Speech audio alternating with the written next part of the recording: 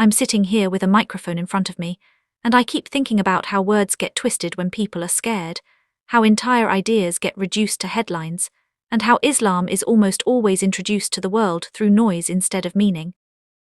Because if you slow it down, if you actually listen, Islam doesn't start with anger or threat or dominance. It starts with peace, and that's not a slogan, that's not a PR move. That's literally the root of the word itself, salam, peace, a greeting that says I come to you without harm, I wish safety on you, and somehow that softness never makes it into the conversation. Peace in Islam isn't passive, it isn't silence, it's intentional, it's choosing restraint when power exists, it's choosing mercy when retaliation would be easier, it's the idea that strength shows up best when it doesn't need to prove itself. And I think people confuse peace with weakness because they've never seen discipline that quiet, faith that steady, belief that doesn't need an audience to survive. Justice comes next, and not the kind that bends for popularity or power, not the kind that changes based on who's watching. Justice in Islam doesn't ask who you are before it asks what is right.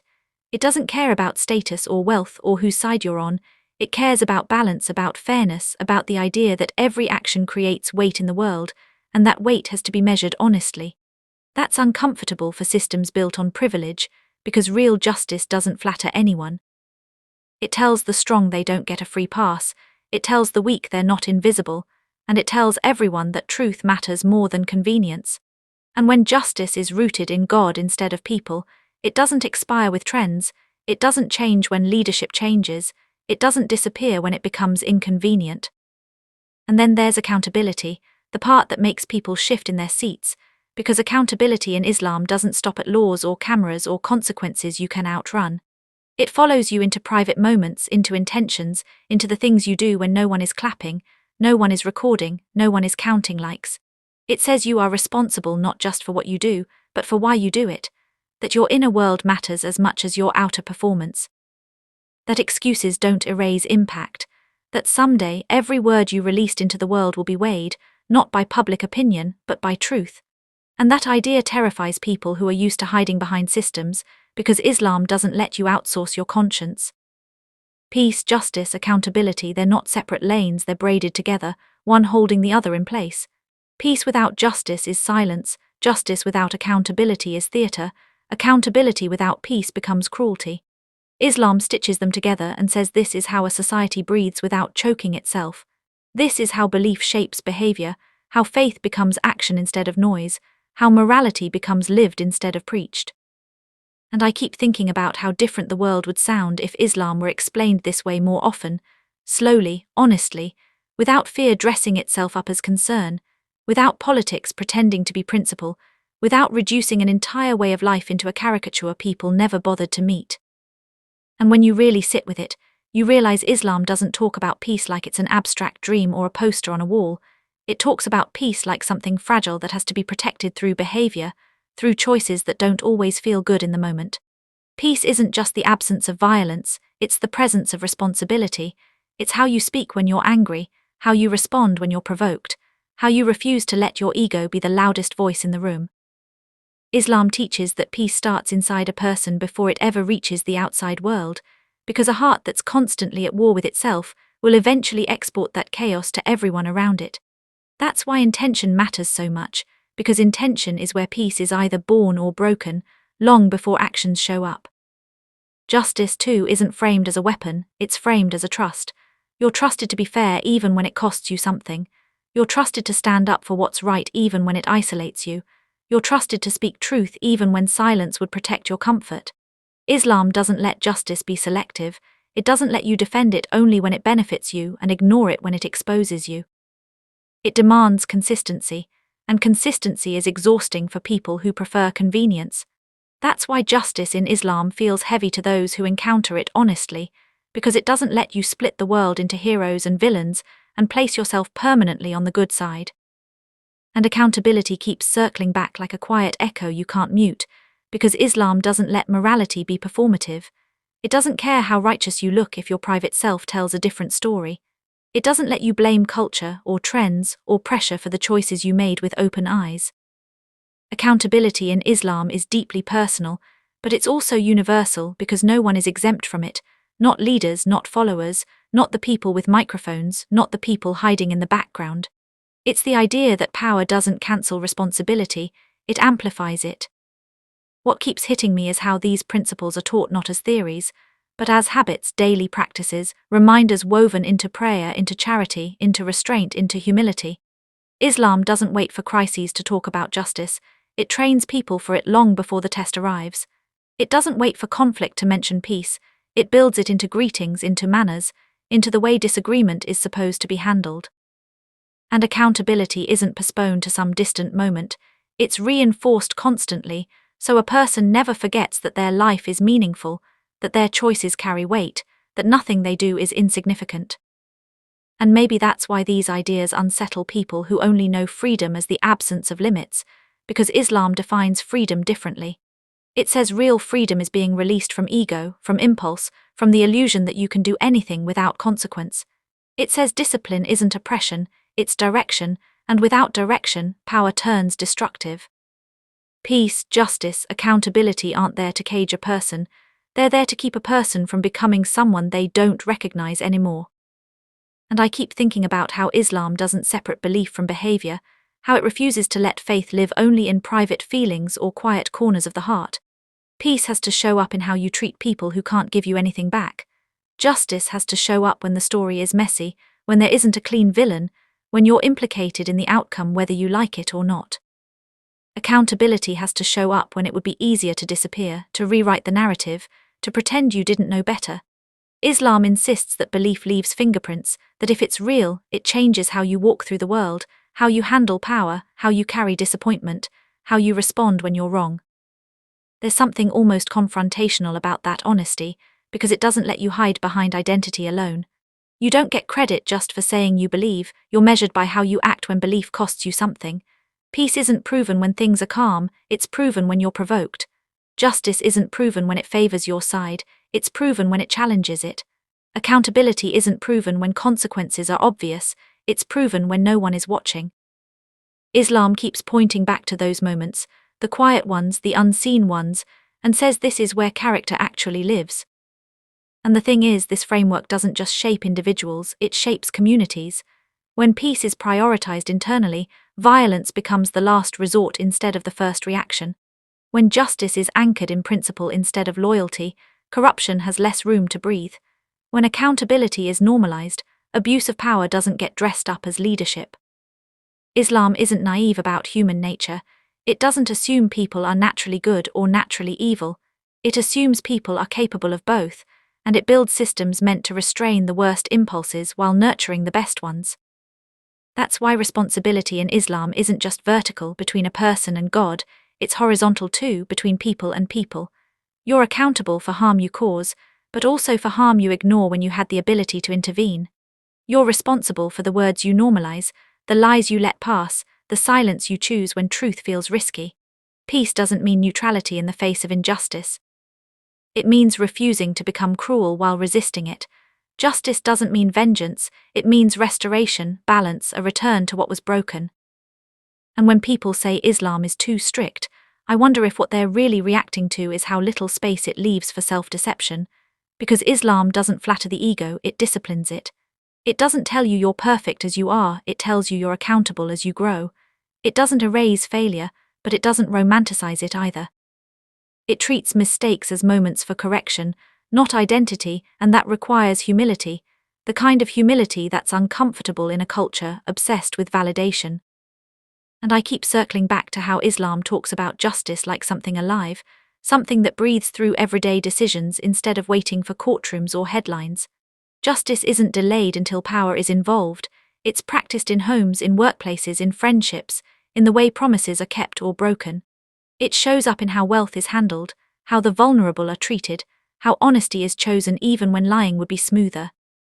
Islam doesn't let justice be theoretical, it insists it be lived, because injustice doesn't usually start with dramatic acts, it starts with small permissions people give themselves, and Islam keeps tightening the space where those permissions can grow. Peace fits into that same rhythm, because peace isn't framed as emotional calm alone, it's framed as social responsibility. You're not at peace if the people around you are constantly harmed by your comfort. You're not peaceful if your silence protects cruelty. Islam pushes against the idea that personal serenity is enough, It says peace has a moral dimension, that harmony is incomplete if it excludes fairness. That's why peace in Islam can coexist with firm boundaries, with resistance with saying no, because peace isn't about pleasing everyone, it's about refusing to let injustice define you. And accountability weaves through all of it like a quiet pulse, reminding you that no role cancels responsibility. Being tired doesn't erase duty. Being hurt doesn't justify harm. Being powerful doesn't excuse excess.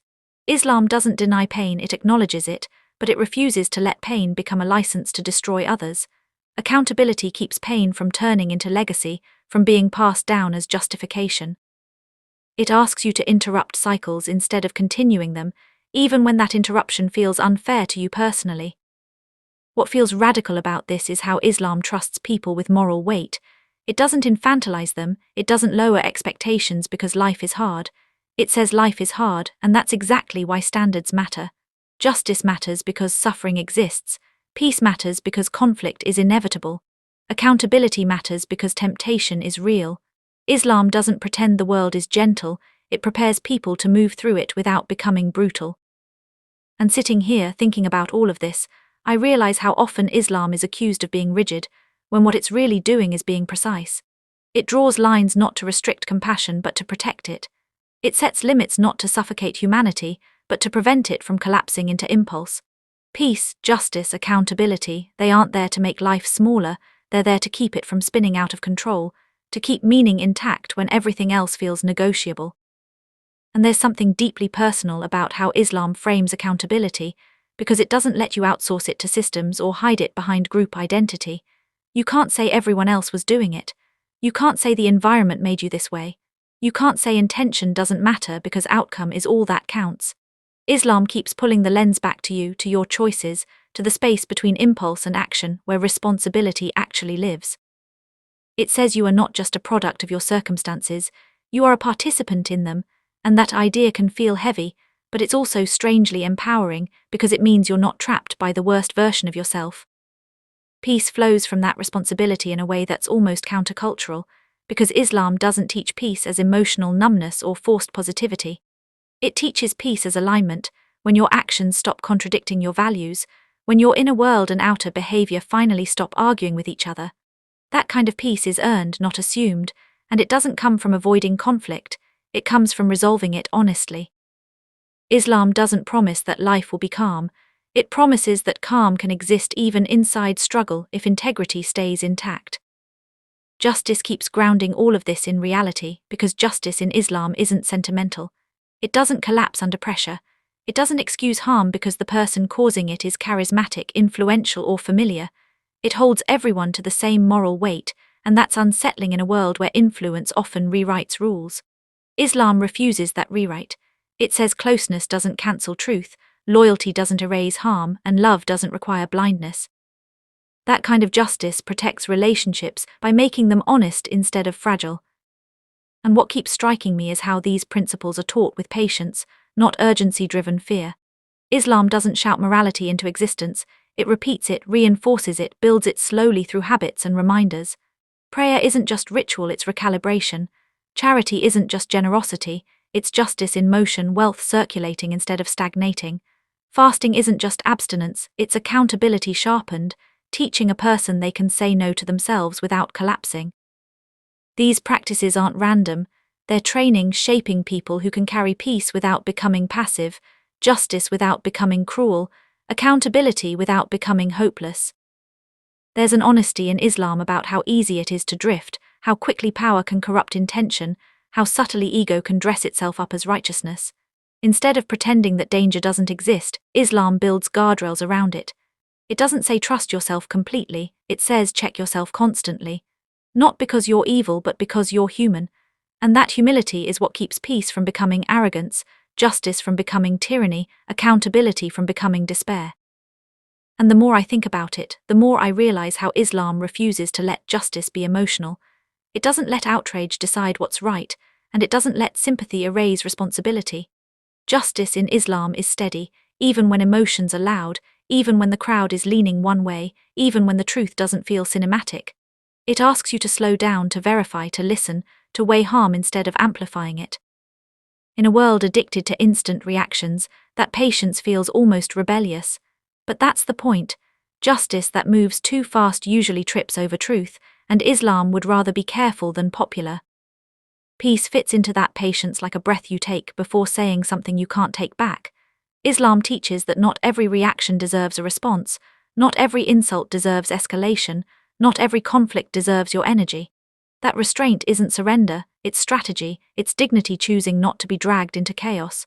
Peace here isn't silence born of fear, it's silence chosen from strength.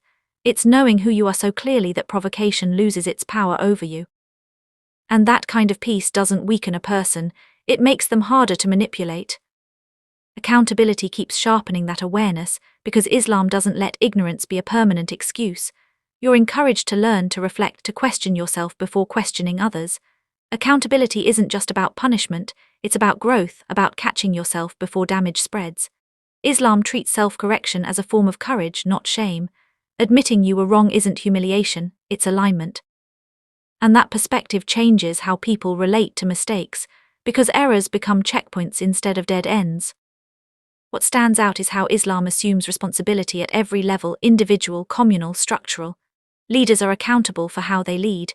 Communities are accountable for who they protect. Individuals are accountable for what they tolerate. There's no safe corner where harm can hide indefinitely, because accountability keeps scanning the environment, asking who is affected, who is benefiting, who is being ignored. That kind of moral awareness doesn't let comfort go unquestioned for long. And maybe that's why peace, justice, and accountability feel demanding instead of soothing. They don't promise ease, they promise meaning. They don't tell you everything will work out, they tell you your response matters even when it does. Islam doesn't anesthetize people against reality.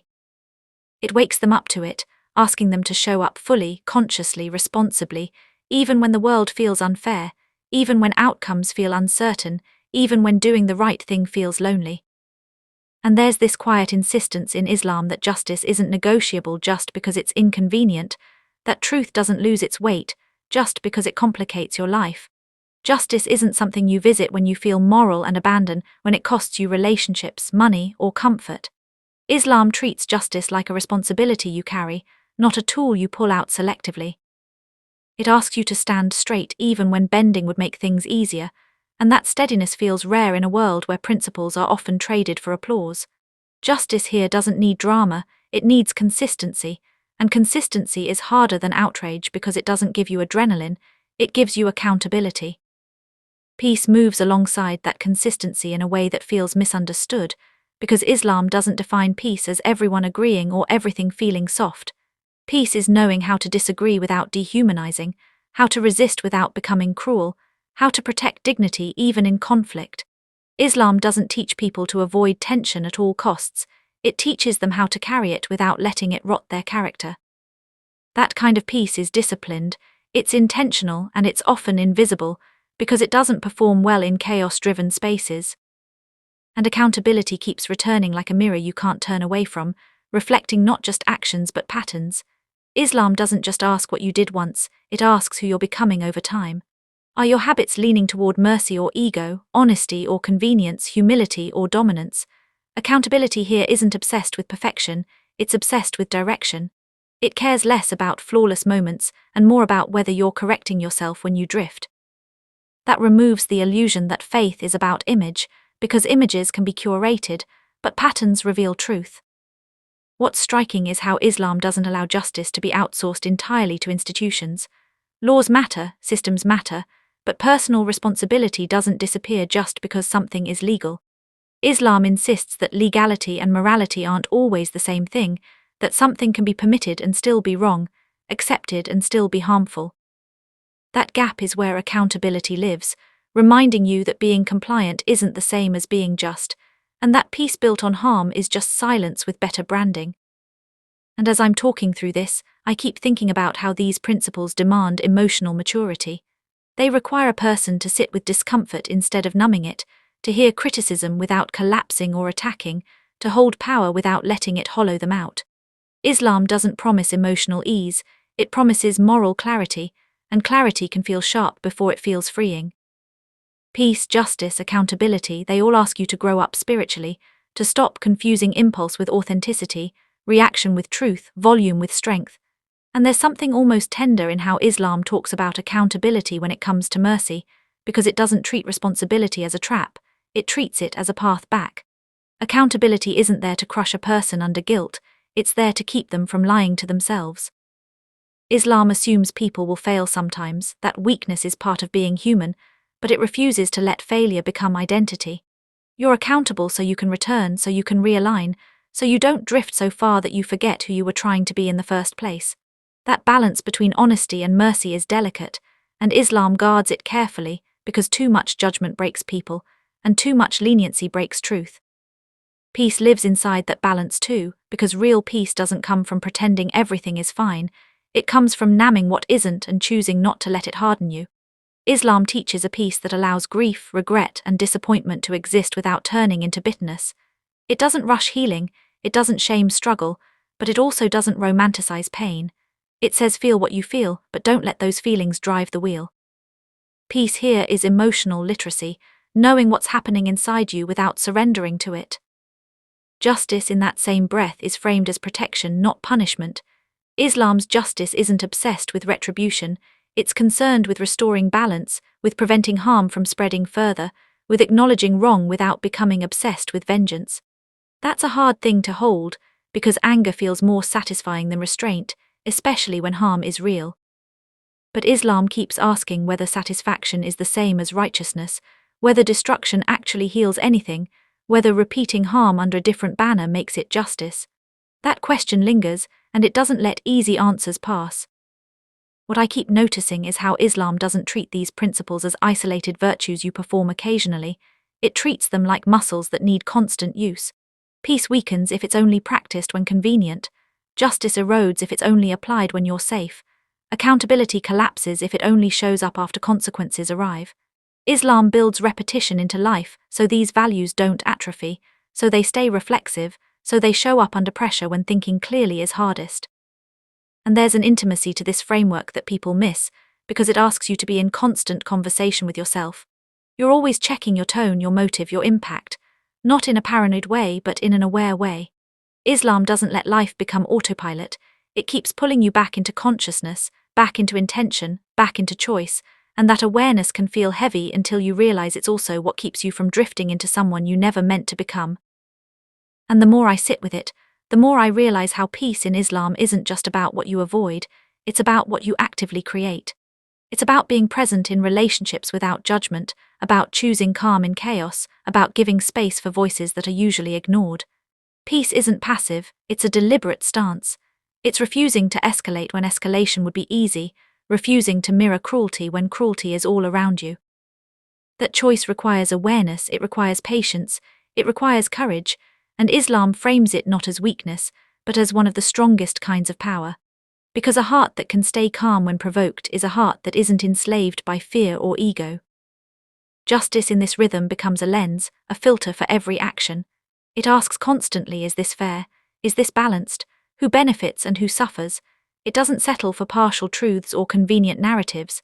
Islam doesn't allow you to simplify life into winners and losers just because it's easier for your pride.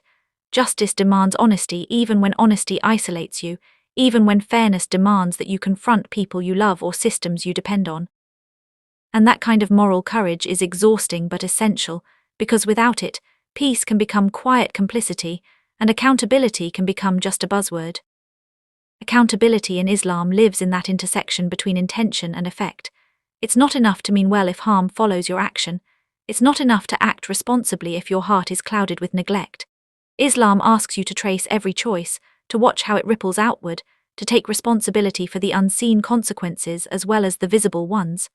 That's terrifying sometimes because it removes the comfort of ignorance, the illusion that if you don't notice, it doesn't exist.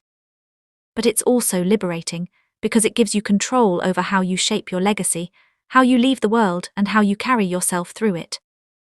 And the more I think about it, the more I notice how these three, peace, justice, accountability, aren't separate lessons, they're intertwined. One can't thrive without the others. Peace without justice is hollow. Justice without accountability is brittle. Accountability without peace is harsh.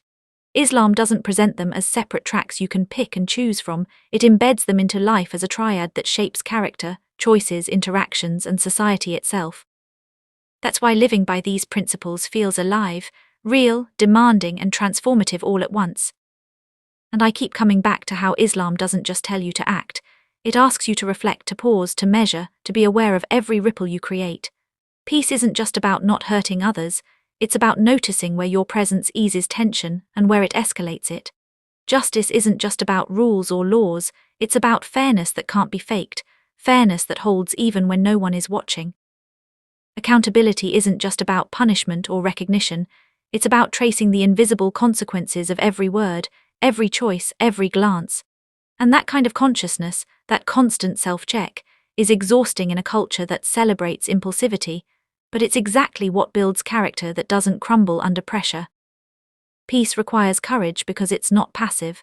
It's saying no to reactions you've been trained to have, refusing to echo cruelty, refusing to fold under provocation. It asks you to choose calm when the world is chaotic, to refuse escalation when everyone else is escalating, to carry your dignity when it would be easier to vent. Islam frames this as strength, not weakness, because choosing restraint is harder than choosing impulse, and restraint in the face of injustice shows more power than force ever could. Justice in that same space becomes almost a mirror. It asks you to consider not just what feels right for you, but what is right for everyone involved, even the people you would rather ignore. Islam doesn't let fairness bend for comfort. It doesn't let popularity define it. It asks you to step outside your own perspective, to weigh others with the same measure you weigh yourself, and that honesty is what makes justice difficult, because it challenges privilege, assumptions, and self-interest. And accountability flows through all of this like a pulse. You can't avoid it. It follows you into private moments, it follows your intentions, it follows your habits. You can't outsource it to someone else. You can't pretend ignorance erases responsibility. Islam reminds you constantly that you are the sum of your choices, and those choices have consequences that extend beyond the moment, beyond the room, beyond your personal comfort. That pressure can feel unbearable, but it's also what gives life weight, what makes peace, justice, and accountability more than ideas. They become lived, breathing forces that shape the way you exist in the world. And there's something radical about how Islam ties peace, justice, and accountability together, because it refuses to let one exist in isolation. Peace isn't a luxury, it's a practice that requires justice to be meaningful and accountability to be real. Justice isn't a slogan, it's a responsibility that requires peace so it doesn't turn cruel, and accountability so it doesn't become performative. Accountability isn't just a checklist, it's a daily meditation that needs justice to be fair and peace to be compassionate. Islam doesn't allow shortcuts. It doesn't let you compartmentalize morality into convenient moments.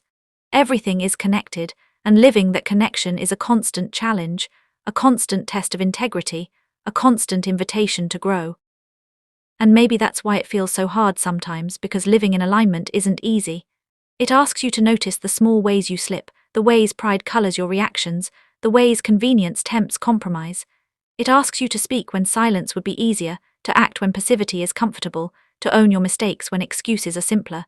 Peace, justice, accountability, they're not passive rewards, they're active disciplines that carve the shape of who you are.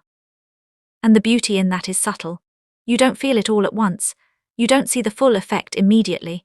You plant seeds of peace when you refuse to escalate an argument. You water justice when you correct yourself quietly instead of calling someone out publicly. You nurture accountability when you take responsibility for harm no one else noticed you caused. And over time, the weight of these choices creates a rhythm in life, a way of moving through the world that feels purposeful instead of chaotic, that feels alive instead of reactive, that feels like integrity instead of compromise. And what hits me is how these values aren't performative, they're internalized. They don't need witnesses, they don't need applause, they don't need validation. Islam trusts people with their own moral compass, and that trust is almost revolutionary because the world doesn't often do that. The world rewards image over substance, loudness over consistency, appearances over alignment. But Islam says substance matters more, and consistency matters more, and alignment matters more. And if you let them, these values shape you quietly, persistently, inevitably. And what I keep thinking about is how peace, justice, and accountability demand awareness of time, of how every choice reverberates beyond the moment. Islam doesn't allow you to act as if consequences exist only for the present. Peace asks you to think about the effect of your words. Justice asks you to think about the future of fairness. Accountability asks you to think about the legacy of your actions. That kind of temporal awareness is exhausting for the untrained mind, because it forces you to step outside yourself constantly, to measure beyond your own comfort, to predict beyond your own perspective. But that is exactly what builds wisdom. Peace asks you to intervene when you see harm quietly happening, to calm conflicts that don't concern you directly, to protect dignity even when no one notices. Islam frames this as responsibility, not heroism. It's not about recognition, it's about integrity. That subtle distinction changes how people relate to the world.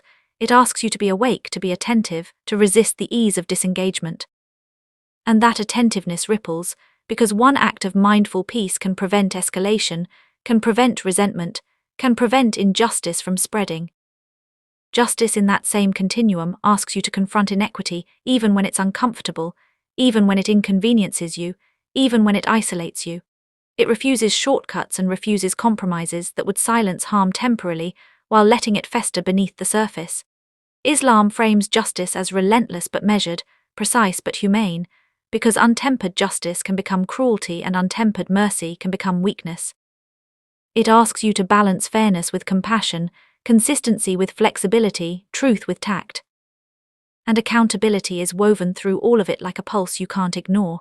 It reminds you that nothing is isolated, that nothing happens in a vacuum, that even minor choices carry weight. It teaches foresight, reflection, and correction. Islam asks you to notice the ways you contribute to harm, to notice the ways you benefit from imbalance, to notice the moments you could have acted better. And when you live with that awareness, peace becomes intentional, justice becomes disciplined, accountability becomes natural. It's not just philosophy, it's a rhythm, a constant recalibration of who you are in relation to the world. And the more I sit with these ideas, the more I realize how deeply personal they are, because Islam doesn't just ask you to follow rules, it asks you to shape yourself. Peace isn't external, it starts inside, in the quiet moments when no one is watching, in the spaces between thought and action, in the small decisions that never make headlines. Justice isn't something you perform only publicly, it lives in the choices you make when no one will know, when fairness costs you comfort or convenience. Accountability isn't something you delegate, it's something you carry constantly in your thoughts, your intentions, your habits. And living with that constant awareness shapes a person differently. It makes you harder to deceive, harder to manipulate, harder to become someone you wouldn't recognize in the mirror. Peace asks you to slow down, to breathe, to respond instead of react, to recognize harm without becoming consumed by it. Islam frames this as strength, not passivity. That strength doesn't scream, it doesn't perform, it doesn't need approval. It simply is. Justice asks you to weigh truth over loyalty, fairness over favoritism, principle over popularity. It doesn't compromise because compromise feels good or saves face. Accountability asks you to own the parts of life that are uncomfortable, the moments when convenience tempts you to ignore consequences, the times when reflection feels harder than distraction. And what's remarkable is how these principles train you to live with clarity, to navigate complexity without losing yourself. Peace teaches discernment, justice teaches courage, accountability teaches integrity. They form a triangle that anchors life, a framework for behavior that isn't situational or performative but deeply rooted. Islam doesn't promise that life will be easy if you follow it, but it does promise that your choices can be meaningful, that your actions can ripple beyond immediate perception, that your heart can remain aligned even when the world pressures you to misalign. And I keep coming back to the subtlety in this teaching. That peace doesn't mean comfort, justice doesn't mean severity, and accountability doesn't mean guilt. They coexist, interact, and balance each other. Living them requires constant recalibration, constant honesty with yourself, constant courage to act rightly even when it's lonely, even when it's inconvenient, even when the world doesn't notice. And in that way, Islam doesn't just teach principles, it teaches a way to move through life with awareness, with intention, and with a moral compass that points steadily, even in stormy weather. And in the end, what strikes me most is how these principles, peace, justice, accountability, aren't optional extras, they aren't abstract ideals to admire from a distance, they are the rhythm of daily life, the heartbeat of character, the pulse of a meaningful existence. Peace is in how you respond when provoked, justice is in how you act when power tempts compromise, accountability is in how you own the choices no one else will ever see. Islam doesn't separate them from life, It weaves them through every breath, every decision, every relationship, every interaction. And living with that awareness changes everything. Peace keeps you from becoming reactionary, from being swept along by the chaos around you. It teaches you to see clearly, to listen fully, to engage intentionally. Justice refuses the shortcuts that comfort demands. It asks you to hold truth steady even when everyone else is bending, even when your own desires tempt you to ignore it. Accountability ensures that the lessons of life are not forgotten, that growth is not optional, that integrity cannot be outsourced. Together, they form a framework that shapes not just individual behavior, but the energy you bring into the world, the influence you leave behind, the legacy of your choices. And what's so beautiful is that Islam trusts people with this framework. It doesn't infantilize the human spirit. It doesn't assume ignorance is safer than awareness. It says, here is a map, here are principles, here is guidance, now navigate the world with them and trust yourself to act responsibly. That trust is revolutionary because it respects the human capacity to reflect, to correct, to grow. It challenges complacency, it challenges arrogance, it challenges the notion that life can be lived carelessly without moral consequence. And when you truly live in this awareness, you realize that peace, justice, and accountability are not burdens, they are freedoms. They free you from impulsivity, from moral blindness, from living in patterns that don't align with truth. They free you to engage fully, to act intentionally, to leave a mark that matters. And that's the power, the subtle radical beauty of Islam. It doesn't just tell you what to believe, it teaches you how to live, how to exist with purpose, how to shape your heart and your choices so that even when the world is messy, even when circumstances are harsh, you can move through it with integrity, with clarity, and with meaning.